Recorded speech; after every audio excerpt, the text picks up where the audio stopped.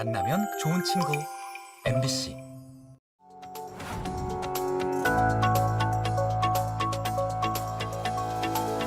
서울의 버금가는 남부권 혁신 거점 도시로서 부산의 위상을 새로 정립할 필요가 있습니다.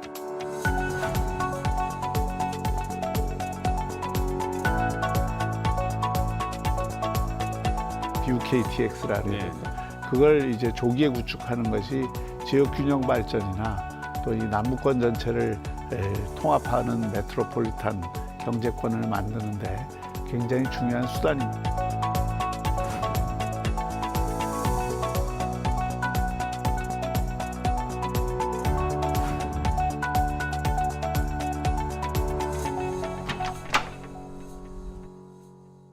시청자 여러분, 평온한 설 명절 연휴 보내고 계십니까?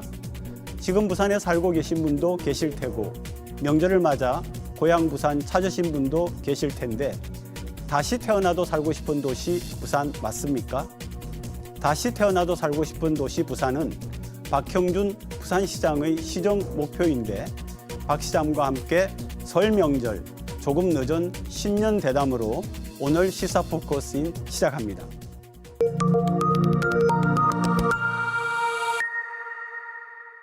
부산 시장과의 대담 박형준 시장 나오셨습니다. 시장님 어서 오십시오. 네, 안녕하세요. 네. 2030 엑스포 결과가 나온 직후에 출연을 하셨는데요. 네, 네. 2달 반 전인 것 같습니다. 네. 지금 명절을 지나가고 있으니까 시청자분들께 시민분들께 인사 부탁드립니다. 존경하는 부산 시민 여러분, 새해 복 많이 받으시기 바랍니다. 이번 설에 우리 가족 친지들과 함께 아주 따뜻한 시간 보내시고요. 금년 한 해 정말 지난해보다 더욱 행복한 한 해가 되시기를 진심으로 기원드립니다.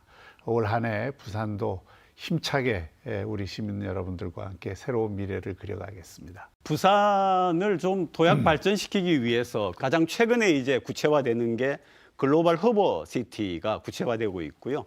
또 해외의 싱가포르를 사례로 지금 들고 있습니다. 글로벌 허브 도시 부산하면은 어떻게 바뀐다는 거냐 궁금하실 것 같습니다. 대개 대한민국 하면 서울을 떠올립니다. 그리고 서울은 이미 글로벌 도시로서의 그 위상을 갖고 있습니다. 그러나 대한민국 미래를 생각을 할 때 서울만 글로벌 그 도시가 되면 여러 가지 면에서 지금 한국이 갖고 있는 문제를 해결하기가 어렵습니다. 저는 한 세 가지가 우리 지금 시대의 문제라고 생각하는데, 하나는 경제성장 잠재력이 정체되어 있다는 거하고, 또 처저출산 문제, 또 곳곳에서 벌어지고 있는 격차, 이 세 가지 문제를 극복하기 위해서는 수도권 과밀 또 집중 문제를 해소하지 않으면 안 됩니다. 그러기 위해서는 남부권에도 이 혁신 거점 도시가 반드시 필요하고, 서울의 버금가는 남부권 혁신 거점 도시로서 부산의 위상을 새로 정립할 필요가 있습니다. 마침 부산은 이미 세계 2위의 환적강을 갖고 있는 국제 물류 도시이고, 또 지정학적인 조건으로 보면 홍콩이나 싱가포르, 두바이 못지않은 위치를 갖고 있습니다. 지금이라도 대한민국 전체 국가 발전을 위해서 부산을 남부권 혁신 거점 도시로 만들고, 세계인이 다 이 부산을 이 홍콩이나 싱가포르에 견줄 수 있는 국제 도시다라고 인정할 수 있게끔 만들어야 된다고 생각합니다. 이것은 단순히 부산만을 위한 일이 아니고 남부권 전체 또 대한민국 전체를 위해서도 꼭 필요한 일이라고 생각을 합니다. 시장님 지적 속에 그 세 가지의 변수라고 할까요? 이게 나왔는데 글로벌 허브 도시를 가면서 이런 것들을 극복하자 이렇게 말씀을 하셨고, 그런데 일반적으로 또 어떤 지적이 있느냐 하면은 그렇게 침체되어 있는 부산인데 과연 글로벌 허브 도시라고 하는 원대한 꿈을 이룰 수 있는 잠재력을 발휘할 수 있겠는가, 이런 우려가 있거든요. 저희가 글로벌 허브 도시라고 하는 것은 사람, 기업, 자본이 자유롭게 들어와서 이 활동을 하고, 자본과 사람과 기업이 올 수 있는 정주 여건을 우리가 만들고, 또 그들이 정착할 수 있도록 하기 위해서는 부산을 국제적인 인재 양성을 할 수 있는 교육 도시로 만들 필요가 있는 겁니다. 이를 위해서 우리가 이 글로벌 허브 도시라는 비전을 세우고, 그것을 제도적으로 뒷받침할 글로벌 허브 도시 특별법을 만들고, 그 특별법의 기초에서 부산이 그야말로 이 규제나 세제에 있어서 싱가포르나 이 홍콩 수준의 자유로움을 누릴 수 있는 그런 도시로 저희가 만들고자 하는 것이죠. 특히 수도권으로 지금 이렇게 초과밀 현상, 집중 현상, 그리고 일종의 블랙홀 현상이 있는 이 기울어진 운동장 내지는 막대기를 바로 세우기 위해서는 그 남부권에도 그런 획기적인 특례를 주는 거점 도시를 만드는 것이 꼭 필요합니다. 그것을 이제 다 담아낸 것이 이번 특별법이고요. 그래서 글로벌 허브 도시 특별법을 통해서 제도적 기반을 마련을 하고 그 기초 위에서 저희가 하려고 하는 물류, 금융, 신산업, 문화, 관광 쪽에 새로운 부산 전체를 특구화하는 그런 전략을 추진하려고 하는 그럼 것입니다. 특별법 속에 지금 아직 이제 발의만 됐고 통과는 안 된 네네네. 상태인데 속에 뭔가 부산에게 자율권을 확대해주는 그런 내용이 담긴다는 느낌을 그렇습니다. 받았습니다. 예, 대폭 담기죠. 대폭 담깁니다. 예, 네. 이제 우선은 저희가 국제 물류 도시가 부산의 가장 중요한 특징이니까 물류 특구를 저희가 이 특별법에 담아놨고요. 또 우리가 추진하고 있는 것이 이미 국제금융도시로 지정은 됐습니다마는 그에 걸맞는 조건이나 지원책은 좀 약한 편입니다. 그래서 네. 이번에 아예 금융특구로 부산을 이 특별법 속에 지정을 해서 그런 어떤 금융특구에 걸맞는 규제 혁신, 특히 최근에는 이 그 새로운 혁신금융들이 금융산업을 이끌고 있지 않습니까? 그런 혁신금융을 하기에 좋은 조건을 우리 부산이 갖도록 만드는 것이 이번 특별법에 그 규정되어 있는 금융 특구 네네. 정책이고요. 또 신산업과 관련해서도 저희가 블록체인이나 또 빅데이터나 또 양자 컴퓨터나 네. 이런 부산이 하고자 하는 것, 또 전력 반도체, 또 2차 전지, 수소 이런 쪽에 좀 획기적인 규제 혁신을 도모하고자 하는 내용이 담겼습니다. 또 하나는 이제 부산의 그린벨트 정책 때문에 여러 가지 어떤 그 제약 조건들이 있는데 그 그린벨트를 이런 글로벌 허브 도시 정책에 걸맞는 용지 이용이 가능하도록 풀어주는 게 필요하군요. 저희가 요청을 하고 있고요. 이 모든 것을 그 이루는데 제일 중요한 것이 교육입니다. 네. 부산에서 외국인들도 들어와서 자신들의 자녀들을 안심하고 맡길 수 있는 교육 환경이 돼야 되고, 또 부산에 우리가 그 많은 기업을 유치하거나 투자 유치를 하거나 또는 인재를 끌어들이는 데 있어서 적어도 이제 교육부총리하고 저희가 확인한 것은 송도주 수준의 네. 교육 자유화를 이곳에 하겠다 하는 의지를 저희가 확인을 했고요. 그래서 부산 전체를 교육 발전 특구로 만드는 정책을 이 법과 별도로 저희가 지금 추진을 하고 있는데, 이 글로벌 허브 도시 특별법에 특히 이제 국제학교라든지 이런 문제에 관해서 그 인천 송도에 걸맞는 수준의 변화를 가져오려고 합니다. 2035년 엑스포 유치를 공론화하겠다라고 네네. 상반기에 말씀하신 그 부분도 좀 설명해 주시죠. 지금 저희가 이미 그 용역에 들어가 있고요. 용역 결과와 함께 총선이 끝난 다음에 저희가 지역사회의 공론화 과정을 거칠 예정입니다.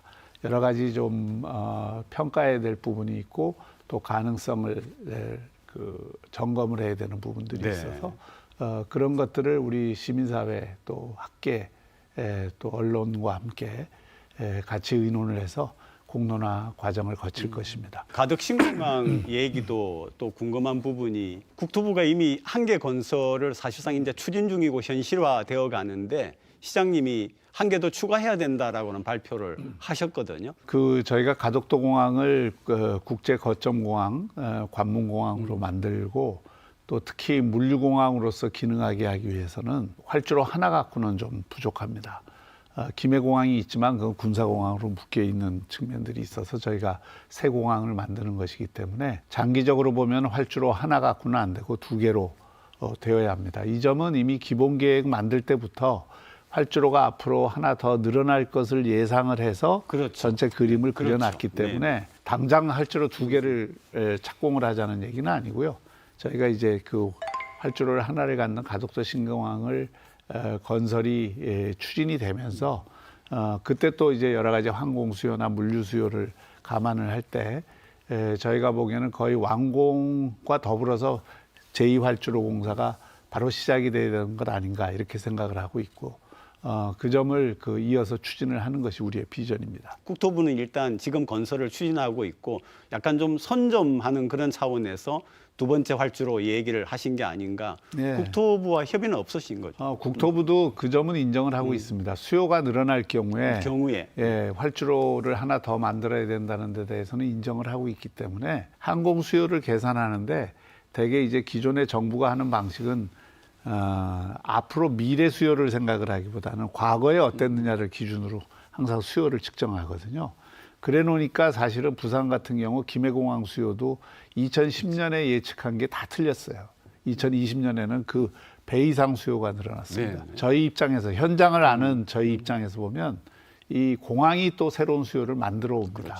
그리고 저희가 이 가덕도 공항 주변에 국제 물류 도시를 비롯해서 이 물류 기능을 굉장히 확충을 할 거기 때문에 항공 물류 수요는 부산 일원에 굉장히 늘어날 거라고 저희는 생각을 합니다.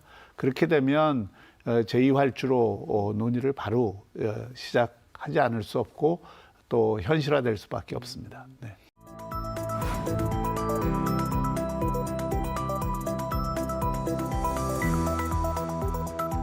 인구 문제만을 다루는 게 아니라 지역 문제를 함께 다루는 인구 지역 균형 발전부로 하는 게 또는 인구 지역 발전부로 하는 게 좋겠다.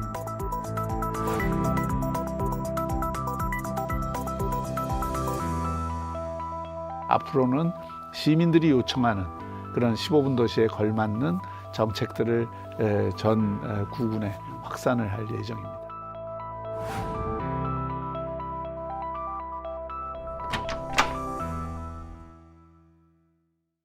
북항 재개발에 대해서는 두 가지 질문이 나와 있습니다. 하나는 오페라하우스 어떻게 되어가고 있는가 이 질문이거든요. 오페라하우스는 지금 정상 추진되고 있습니다. 시공 기간은 애초 생각했던 것보다는 조금 늘어나긴 했지만 본래 설계에서 파사드를 어떤 식으로 반영하는가를 둘러싸고 그동안 설계사와 시공사 간에 조금 논쟁이 있어서 그로 인해서 그걸 조정하는데 좀 몇 달이 더 걸렸고요.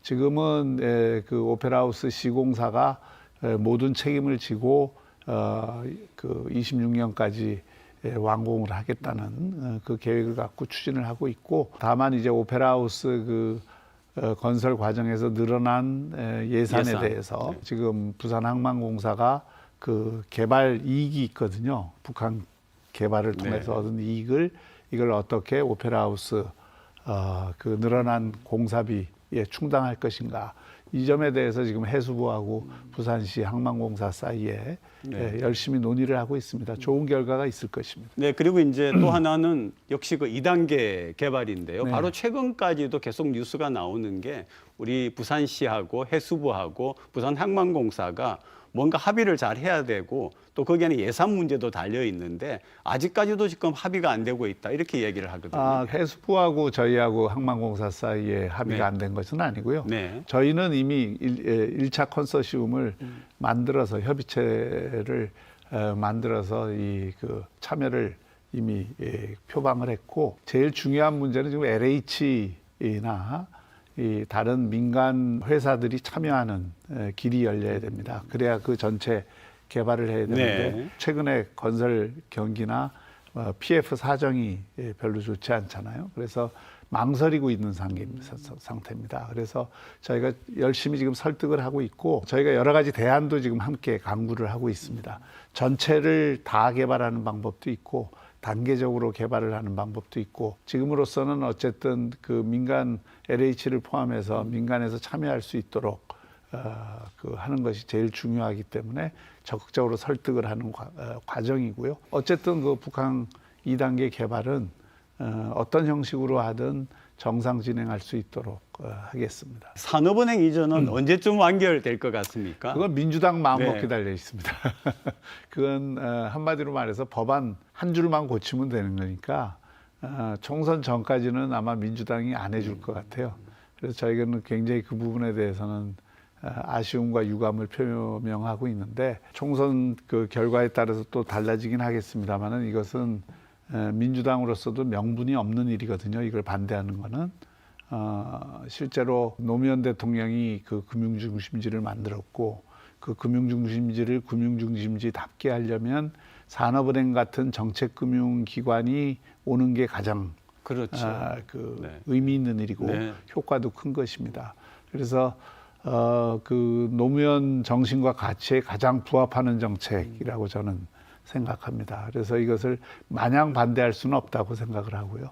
금년 안에는 어떤 식으로든 저희는 해결을 보겠습니다. 지금 직원들하고 기능의 일부는 와 있습니까? 오고 있습니다. 오고 있는 중에 그러니까 있습니까? 네. 기능이라기보다 이제 산업은행의 지분을 강화하는 네네. 작업을 하고 있고 그와 별도로 지금 서울에 스타트업 플랫폼이 산업은행이 갖고 있거든요. 그걸 이제 부산시하고 함께 협력을 해서 부산에도 큰 스타트업 플랫폼을 만드는 작업은 지금 하고 있고 이전에 대비해서 여러 가지 준비 작업들 이것은 지금 착실히 진행을 하고 있습니다. 얼마 전 그 시도지사 협의회에서 시장님이 인구 지역균형 발전부 신설을 건의를 했는데 그 얘기도 좀 해주시죠. 차제 그 인구 문제를 정부가 국가 비상사태에 준하는 문제다 이렇게 보고 있는 것 같습니다. 그렇다고 하면 인구 문제를 인구 문제로만 풀 수 있는 방법이 없어요. 인구 문제라는 게 다 연결이 돼 있기 때문에 네.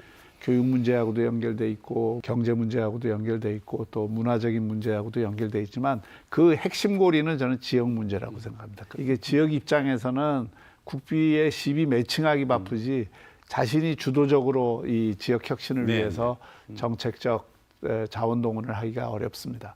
그래서 그런 면에서 인구 문제를 다룰 때 지역 균형 발전 문제를 함께 다루는 것이 좋다. 인구 문제도 각 부처에 분산돼 있는 정책들을 모으고 지역 균형 발전 문제도 각 부처에 있는 정책들을 모으면 결국 인구라는 거는 인구를 늘리는 거는 수도권 인구를 늘리자는 게 아니라 지역에 있는 인구를 늘려야 되고 서울과 수도권의 인구를 지역으로 분산을 시키고 지역의 출생률을 높여야 대한민국 그 인구 문제가 해결될 수 있는 것이기 때문에 그런 면에서 인구 문제와 지역 발전 문제가 분리될 수 없다. 이걸 하나로 묶어서 하는 정책이 가장 효과적이다.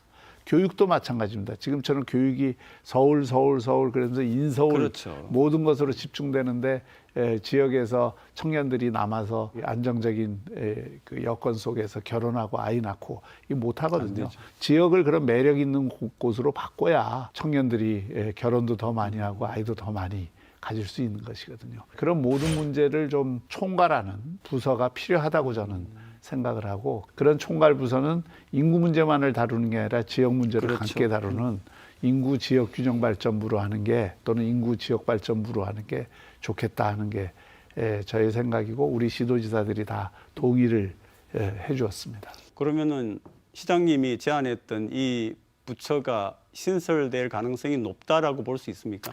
이번 중앙지방협력회의에서 저희가 건의사항으로 네네. 건의를 할 것이고요. 네. 정부에서도 지금 인구 전담 부서를 적극적으로 검토하고 있는 단계이기 때문에 충분히 실현 가능하다고 저는 보고 있습니다. 이게 이제 시민분들이 또 궁금해하는 게 15분 도시라고 하는 저희가 또 기획 프로그램도 내보냈습니다. 그러니까 좋다. 예. 그런데 15분 도시와 관련해서 눈에 보이는 게 뭐가 있지 이런 또 얘기를 하세요. 지금 많이 변화하고 있습니다. 네. 그리고 실제로 15분 도시라는 게 뭐 겉으로 보는 화려한 이런 게 아니고요. 우리 그가 사는 곳에서 쉽게 얘기하면 좋은 사회적 관계를 영위할 수 있고 그래서 우리 행복도를 높일 수 있는 여러 가지 여건을 만들고 그런 생태계를 조성하고 또 그런 좋은 사회적 관계를 활성화할 수 있는 그게 시설이 됐든 프로그램이 됐든 이런 걸 활성화하자는 게 핵심입니다. 청년 삶의 만족도는 전국 광역시 1등이고 부산 시민들의 삶의 만족도도 조사 기간마다 다르지만 전체적으로 향상되고 있다는 것이 지금 나타나고 있습니다. 고령화 사회가 되면 될수록 또 우리 주민들이 배워야 행복한 거거든요. 그래서 다양한 학습 기회를 확충하기 위한 노력을 저희가 많이 하고 있고 그것을 위해서 복지센터가 됐든 문화원이 됐든 또 우리 문화회관이 됐든 이런 곳에서 시민들을 위한 다양한 학습과 문화체험 또 향유 기회를 드리기 위해서 지금 그 프로그램들을 계속 확충을 하고 있고요.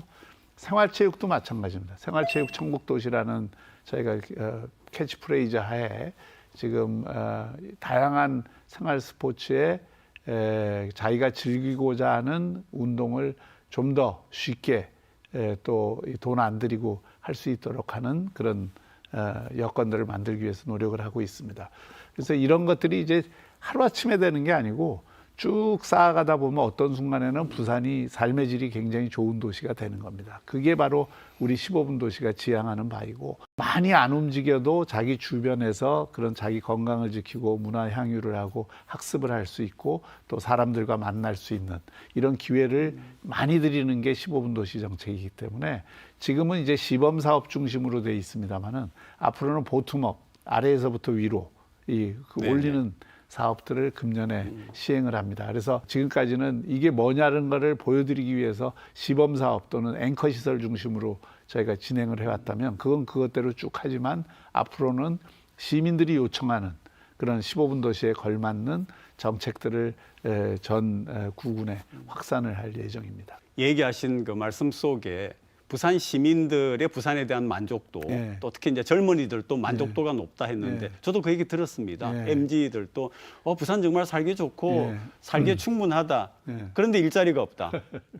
그 부분 어떻게 하시겠어요? 저는 이제 그런 얘기가 나오기 시작하면 일자리도 좋아진다고 생각합니다. 네, 네. 왜냐하면 살기 좋지 않은 곳에 기업들이 투자를 잘 안 하거든요. 그리고 지금 거꾸로 얘기하면 청년 삶의 만족도가 제일 낮은 곳이 인천이나 서울입니다. 거꾸로 일자리 찾아서 올라갔는데 원룸 오피스 생활해야죠. 그다음에 출퇴근 시간 길죠. 가장 중요한 거는 친한 사람들이 별로 없어요. 그러니까 좋은 사회적 관계를 영위하기가 어려우니까 만족도가 떨어지는 거예요.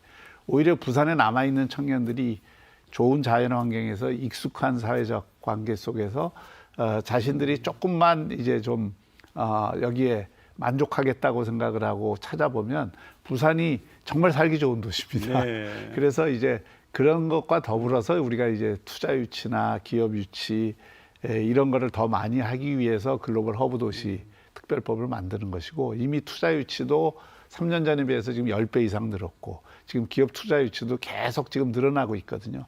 이런 게 이제 누적되던 것들이 투자 유치를 했던 단계에서 공사를 해서 공장을 짓고 기업을 여기 와서 실제로서 이제 사람들을 뽑기 시작하는 그런 이 과정까지 몇 년 동안 이제 시간이 걸릴 텐데, 그 과정이 지나다 보면 부산에도 좋은 기업들이 많이 생기는 겁니다. 저는 오히려 부산의 청년들에게 무조건 서울로만 그 고개를 돌리지 말고 부산에서 찾으면, 부산도 지금은 중견기업, 중소기업 가운데 월드 클래스 기업들이 많고요.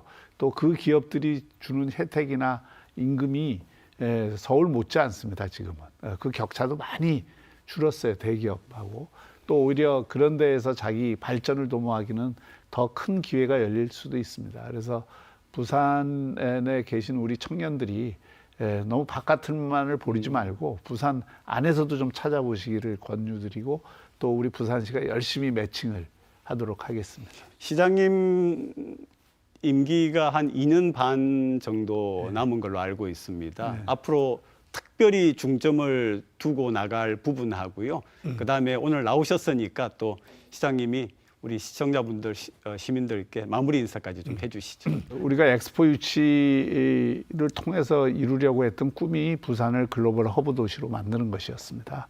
그 글로벌 허브 도시를 향한 우리의 꿈은 결코 중단될 수 없고 반드시 실현돼야 합니다. 금년에 글로벌 허브 도시 특별법 통과를 비롯해서 그 여건을 성숙시키는 데 저희가 최선을 다할 것입니다. 우리 시민들이 엑스포 유치 과정에서 보였던 열기를, 그 열정을 여기에 함께 해주신다면 충분히 실현 가능하고 또 우리 부산이 한 단계 크게 도약할 수 있는 기회라고 생각을 합니다. 함께 도와주시기를 간곡히 부탁드리고, 그것이 바로 우리 시민 한 분 한 분이 행복하게 사는, 다시 태어나도 살고 싶은 부산을 만드는 길이라고 생각을 합니다. 귀한 시간 내주셔서 정말 고맙습니다. 네, 고맙습니다. 고맙습니다. 네.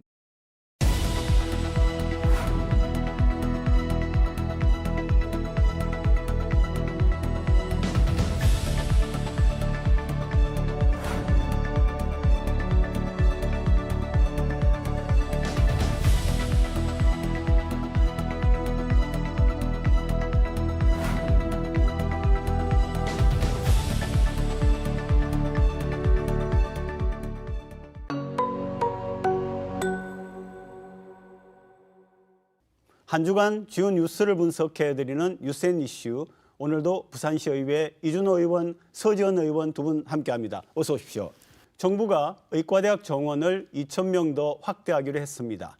의사 수를 늘려 지역 의료를 강화하겠다는 건데 필수 의료 인력이 갈수록 줄고 있는 비수도권에 실질적인 효과가 있을지 얘기 나눠보겠습니다.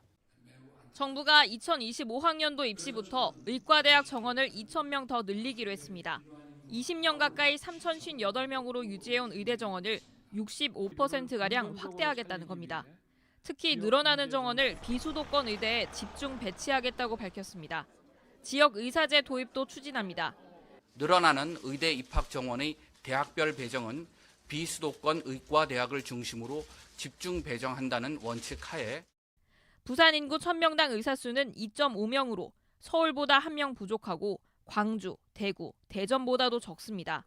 당장 양적 문제 해결에는 청신호가 켜졌지만 문제는 필수 의료 인력입니다.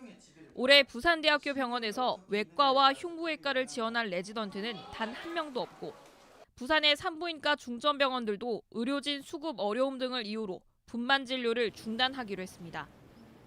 지역 의사제 역시 일정 기간이 지나면 지역 이동이 자유롭다 보니 수도권 쏠림 현상을 근본적으로 막기에는 역부족이라는 지적도 나옵니다. 의대 정원 증원의 취지는 좋지만 실질적으로 지역에 필수 의료 인력이 정착할 수 있도록 제도적 보완이 필요합니다. 교육부의 그 정원 요청에 부산에 있는 4개 의과대학이 제출한 서류를 보니까 현재 4개 대학의 그 총 정원이 343명이었습니다.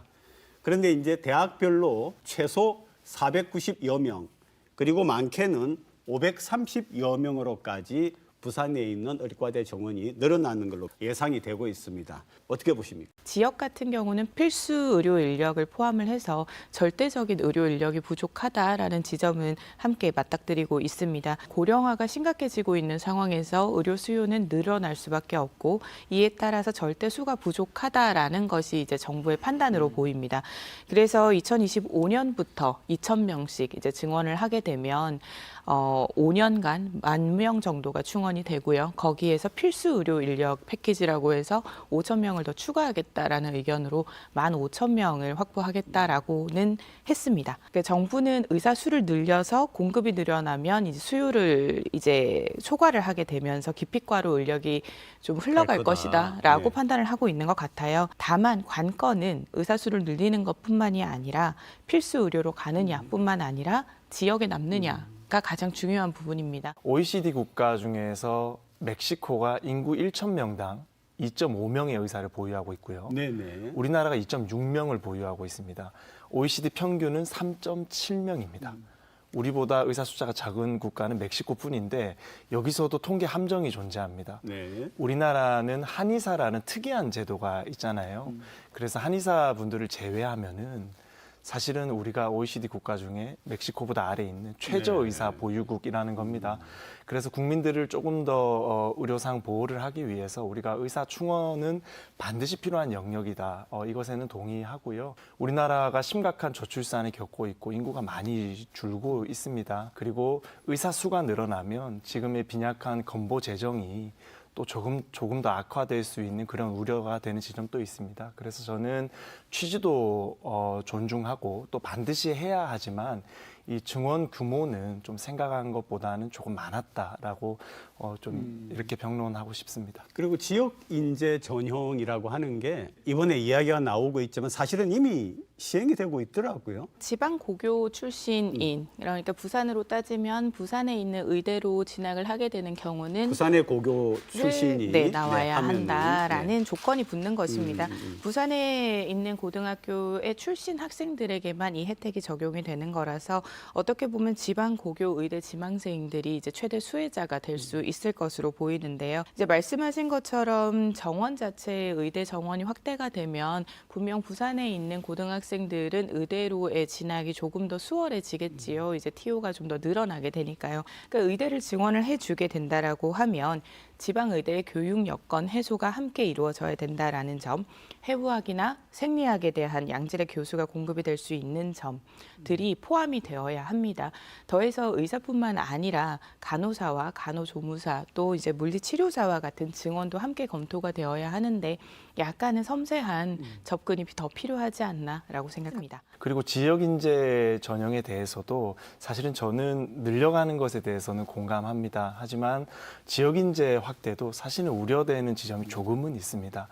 이제 의사 집단은 다른 집단과는 다르게 사람의 생명을 다루는 일이거든요. 그래서 능력 우선주의가 아주 중요하게 평가받는 네네. 곳입니다. 그래서 지역의 의료를 활성화시키기 위해서 지역의 인재들을 우선 선발하는 것에는 동의하나 혹시나 이 정책이 추후에 시간이 흐른 다음에 의사의 수준 하락으로 이어질 수도 있진 않나 이런 비판을 하는 시각도 있거든요. 그래서 정부에서 추가적인 입장을 낼 때 이 부분에 대해서 의사의 수준에 대해서 어떻게 끌어올릴지에 대한 또 추가적인 방안도 같이 제시해주면 더 좋을 것으로 저는 생각합니다. 지역 인재 전형을 한다고 해가지고 그렇게 의대를 졸업한 우리 그 졸업생들이 부산에 남는 게 아니라 다른 지역으로 얼마든지 갈 수 있잖아요. 그럼 보완책이 필요한데 우리가 보완책을 한번 좀 고민을 같이 해보죠. 의료계에서는 이 의료 붕괴에 대해서 지난 8년간 계속해서 시스템 개선을 요구를 해왔었습니다. 하지만 사실 소통이 좀 부족했고 그리고 이번에도 의료계 파업이 좀 예고가 되어 있는 이유 자체가 이제 좀 이 현 정부가 이제 무조건적으로 일방적으로 지금 밀어붙이고 있다 의대 증원에 대해서라는 지점 아니겠습니까? 필수 의료로 가는 것 그리고 지역 의료로 남게 하는 것이 굉장히 중요한 지점인데 의대 정원과 의사수 현황을 좀 비교해 보면 지역별 배출 의대생들이 반드시 그 지역에 활동하는 것으로는 보이지 않습니다. 네네. 수도권에 오히려 집중이 된다라는 것은 1000명당의 그 1000명 인구 수에 당해서 이제 의료 인구 수를 비교를 해봤을 때 서울이 3.54, 부산이 2.55입니다. 그러니까 부산에서의 의대가 배출이 된다라고 하더라도 수도권으로 개원을 하거나 수도권의 레지던트로 이제 올라가는 경우들이 있다라는 지점들이 이제 나오는 것인데요. 지역에 남는 과제는 결국 그 지역이 얼마나 살기 좋은 지역이냐에 대한 부분입니다. 지역 균형 발전이 빠지고서는 생각을 할 수가 없지요. 우리는 지금 약간 깨어진 독에서 한 곳을 막으면 또 한 곳이 새어나가고 있는 지점을 지금 경험을 하고 있는 것입니다. 좀 총체적인 접근이 필요하다라고 보입니다. 개원의들 같은 경우는 오히려 지방을 더 선호한다고 합니다. 네. 아무래도 경쟁업체가 적거든요. 그래서 우리가 집중해야 될 것은 대형급 병원이거든요. 근데 서울 같은 경우에는 대형급 병원이 워낙 많고 취업할 수 있는 일자리가 많습니다. 하지만 부산 같은 경우에는 대형급 병원도 작은 상황이고 공공병원도 없습니다. 지금 한 군데뿐입니다. 그렇죠. 게다가 공공병원에 우리는 원장님도 공석 사태를 겪었고요. 그리고 지금 또 부산의료원은 의사를 100% 충원을 못하고 있습니다. 구해지지가 않아요.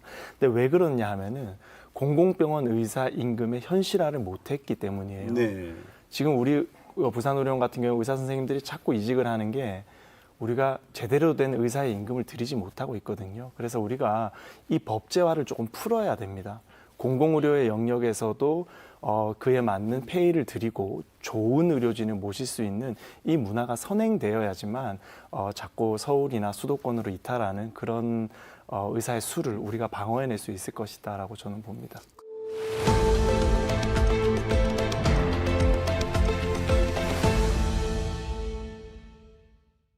해운대 주요 관광 코스로 인기를 끌고 있는 포장마차촌이 철거 여부를 놓고 갈등을 빚고 있습니다. 관할구청은 3년 전 상인들과 철거에 합의했고 유예 기간까지 줬으니 강제 철거하겠다는 입장이고 상인들은 추가 유예를 주장하고 있습니다. 2002년 해운대 해수욕장 앞에 들어선 바다마을 포장마차촌. 백사장 근처에 자리한 덕분에 해운대 주요 관광 코스로 인기를 끌었습니다. 최근 해운대구청은 이 포장마차촌을 강제 철거하겠다고 예고했습니다. 불법 시설물인데다 위생 문제와 바가지 요금 민원 때문입니다. 구청은 3년 전 상인들과 철거에 합의했고 코로나19로 유예 기간까지 줬다는 입장입니다. 생계 유지라든지 그런 부분들을 고려해서 서로 상의를 해서 2024년 1월 말까지 유예 기한으로 결정이 되었었습니다. 행정 대집행에 따른 행정 절차 이행을 진행을 하려고 준비를 하고 있습니다. 상인들은 고령화의 생계도 막막하다며 1년 추가 유예를 요구하고 있습니다. 70이 넘은 고령화로 인해 갖고 어디 제 취업이나 창업을 할 입장이 안 됩니다. 생계를 조금 더 원활하게 할 때까지 한 1년만 더 연장해 주면은 자신 철거하겠다. 구청은 충분한 시간을 줬다며 추가 유예는 없다고 못 박았습니다. 상인들도 갈 곳이 없다며 버티고 있는 상황이어서 강제 철거가 이뤄질 경우 충돌도 불가피해 보입니다. 내용 보니까 좀 복잡해요. 구청은 뭐 당연히 해야 되는 시기다라고 하고 상인들은 1년 더 유예해달라 하는데 전체적인 내용을 좀 정리를 해보시죠. 네, 이 해운대 포장마차촌은 우리가 2002년도에 한인 월드컵 할 때 그 당시에 웰컴 플레이스로 조성을 한 거예요. 외국인들에게 한국의 감성을 보여주겠다 해서 조성을 한 것이었는데 2021년도까지는 잘 무난하게 왔습니다. 그런데 2021년도부터 불법 시설물이라는 민원이 수차례 제기됐어요. 민원이 제기가 네. 됐어요. 그래서 구청에서는 당연히 법을 지켜야 되는 행정 집행기관이기 때문에 이 민원에 대한 검토를 했고, 그리고 이 상인들과 2년 6개월의 유예 기간을 주겠다라고 합의를 봤습니다. 그리고 지금은 2년 6개월이 지났죠. 그래서 해운대구청은 법과 원칙에 따라서 철거를 하겠다라는 입장이고, 상인들은 1년의 시간만 좀 더 주면은 우리가 추가적인 대응을 마련할 수 있겠다라고 이렇게 의견을 아직 좁히지 못하고 있는 이런 상황입니다. 부산국제영화제 뒤풀이 장소로 굉장히 핫한 장소로 되지 않았겠습니까? 굉장히 상징적인 장소입니다.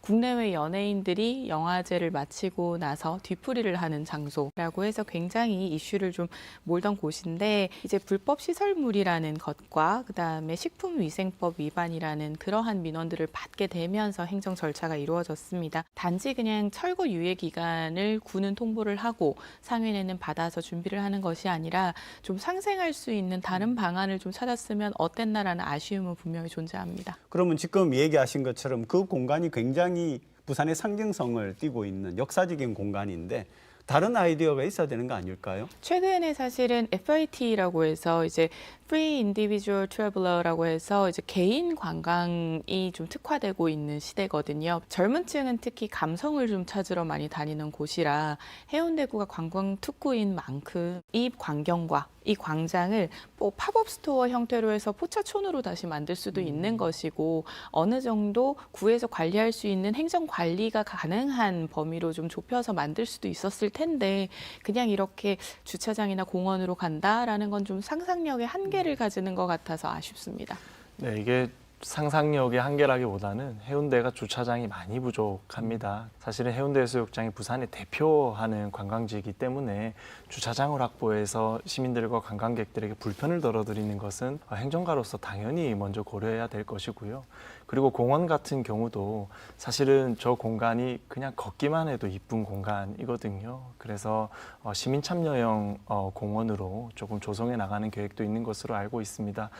그리고 사실은 저 공간은 불법입니다. 이게 불법에 대해서는 사실은 우리가 갑론을박할 수 있는 예외는 없을 것 같아요. 그리고 우리 해운대구청장께서도 또 경찰서장 출신으로 제가 사실은 좀 의견을 여쭙고 오늘 왔어요. 네, 그런데 명확한 원칙은 갖고 있으나 또 우리 상인들께서 피해 보시지 않도록 추가적인 대응책에 대해서 충분히 소통을 더 하겠다라는 의지를 가지고 계십니다. 그래서 해운대구청의 아주 완고하지만 또 어느 정도 행동의 융통성이 있을지를 좀 지켜보는 것도 좋을 것으로 사료됩니다. 네, 사실 그 바로 옆에 공원 부지가 있고 또 동백섬으로 이어지는 곳이다 보니까 네. 공원이나 산책로는 충분히 좀 조성이 되어 있어요. LCT도 만들어지면서 바닷가를 걸을 수 있는 길은 좀 미포까지도 충분히 이제 연결이 되어 있는 지점인데, 바로 이 포장마차촌 이 지역에 주차장을 만들게 된다라고 해서 주차장 대수가 굉장히 면적이 넓어진다거나 많아지지는 않습니다. 말씀 주신 것처럼 교통 체증에 대한 부분과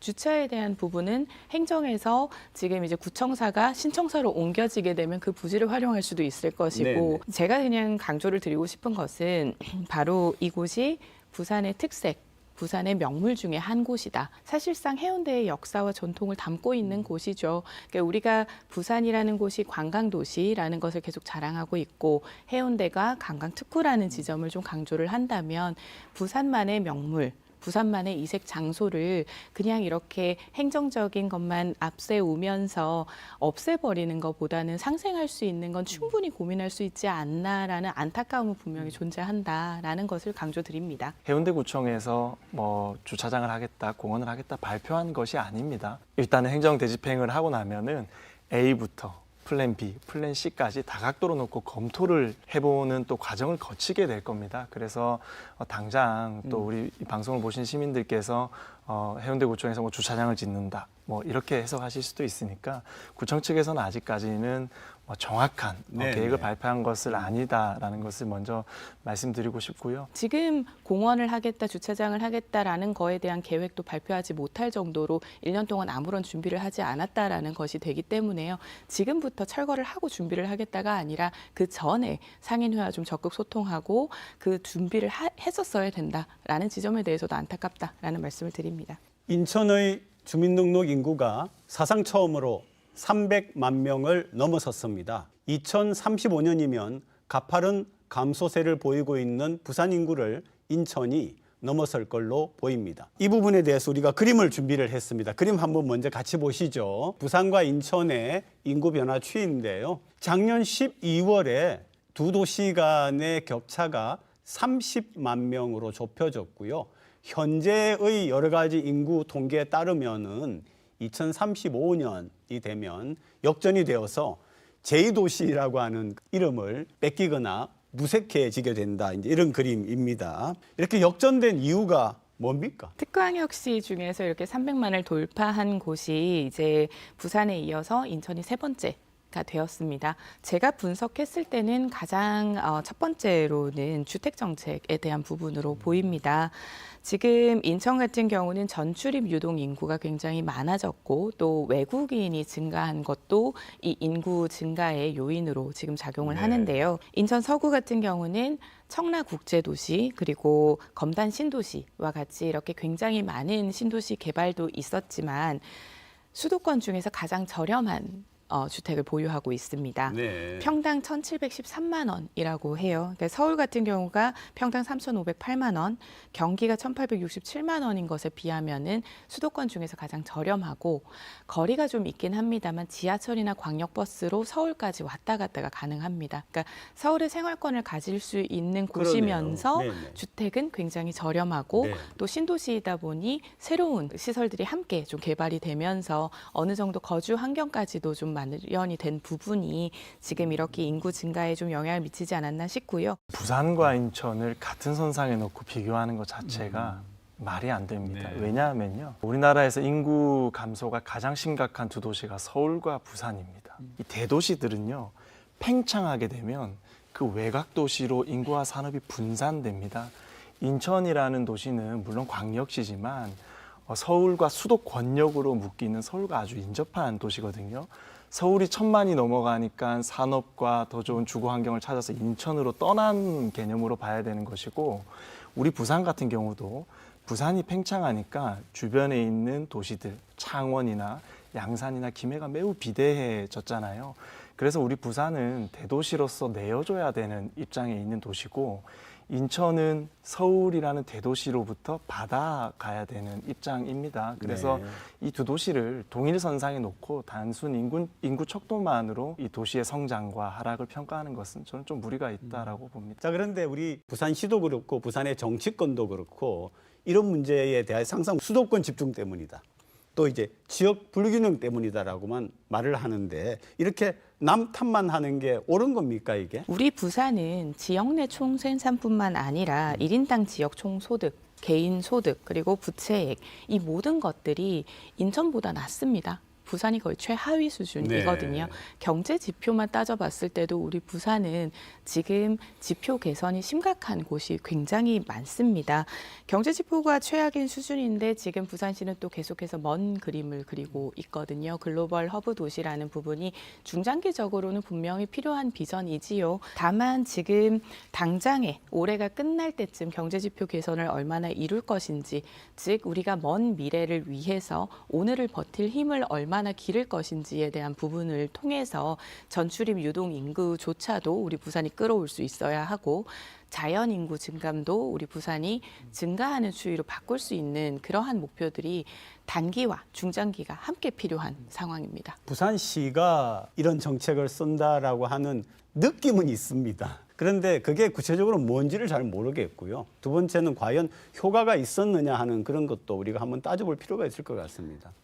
효과가 없었다라는 지점이 계속 네. 나타나는 것이 네, 네. 지표로 나타나죠. 네, 네. 인구는 계속 감소를 하고 있습니다. 그리고 경제 지표 나아지지 않았습니다. 안전 지표에서도 우리 부산은 행정안전부에서 발표한 지수 중에 최하위 수준입니다. 특광역시 중에서 공동 6위를 기록을 하고 있고요. 네. 화재 그리고 안전, 침수 이런 부분, 그리고 감염병 관리까지도 4, 5등급으로 굉장히 낮은 지수를 가지고 있습니다.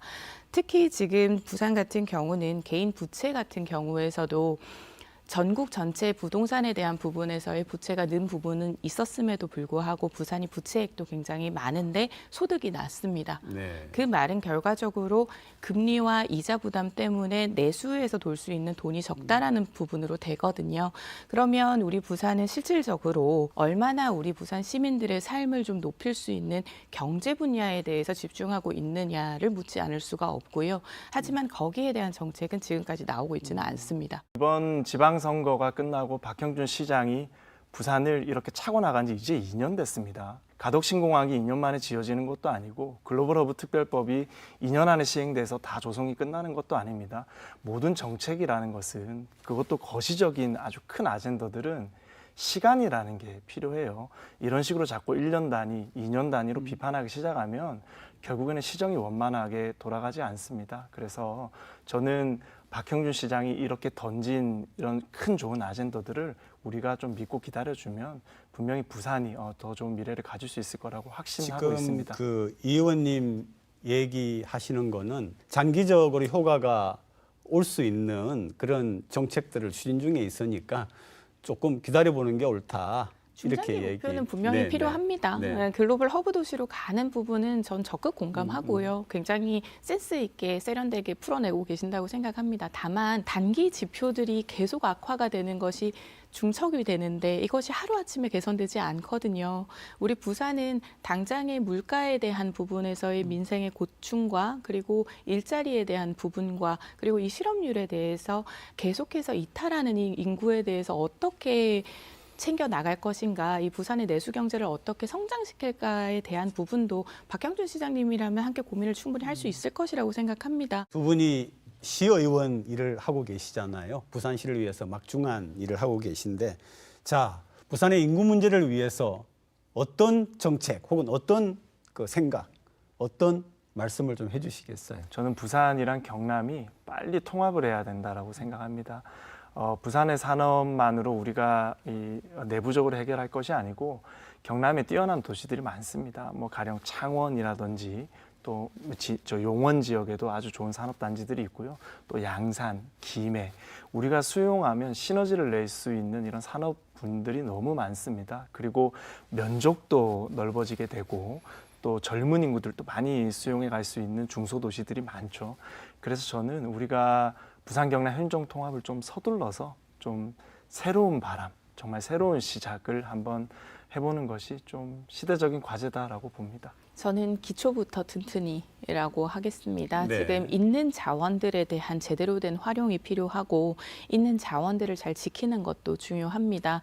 그래서 뭐 개인적으로는 올해 시장 활동을 하면서 외국인 지원 조례와 R&D 지원 조례를 두 개를 만들게 될 텐데요. 외국인 지원 조례 같은 경우에서는 지금까지 없었던 조항을 좀 정비하고 있습니다. 유학생에 대한 지원을 좀 포함을 하고 그리고 외국인들의 아동 보육에 대한 환경도 좀 같이 개선을 하는 것인데요. 기존에 있는 엘리트층 유학생들이 잘 정착을 해서 부산의 또 다른 인력이 되게 하는 것과 또 기초과학 기술에 대한 부분을 부산이 좀 선점할 수 있게 차근차근 준비하게 나가는 것, 이렇게 기초를 좀 튼튼하게 하는데 집중하겠습니다. 오늘 두 분 고맙습니다.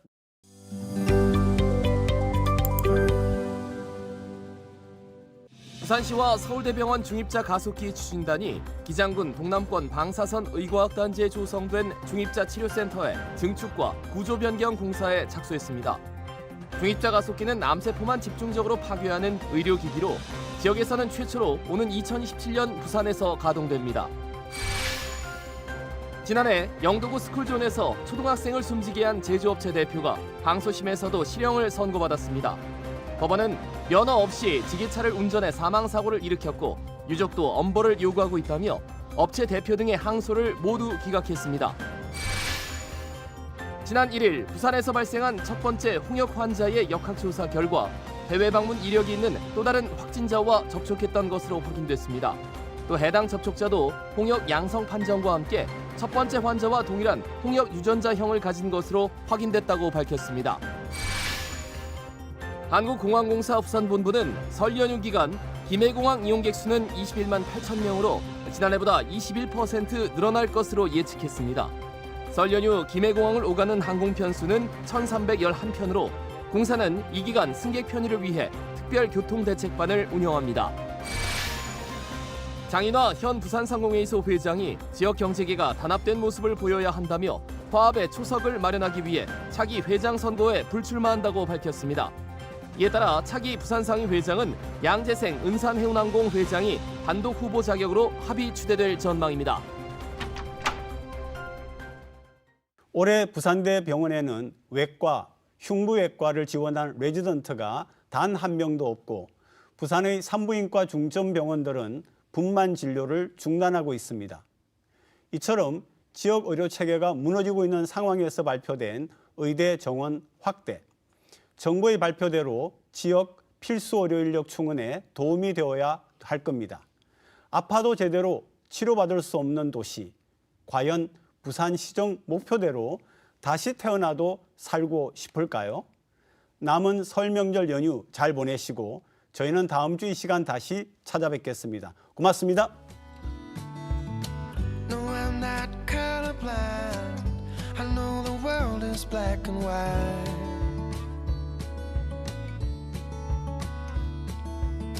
Try to keep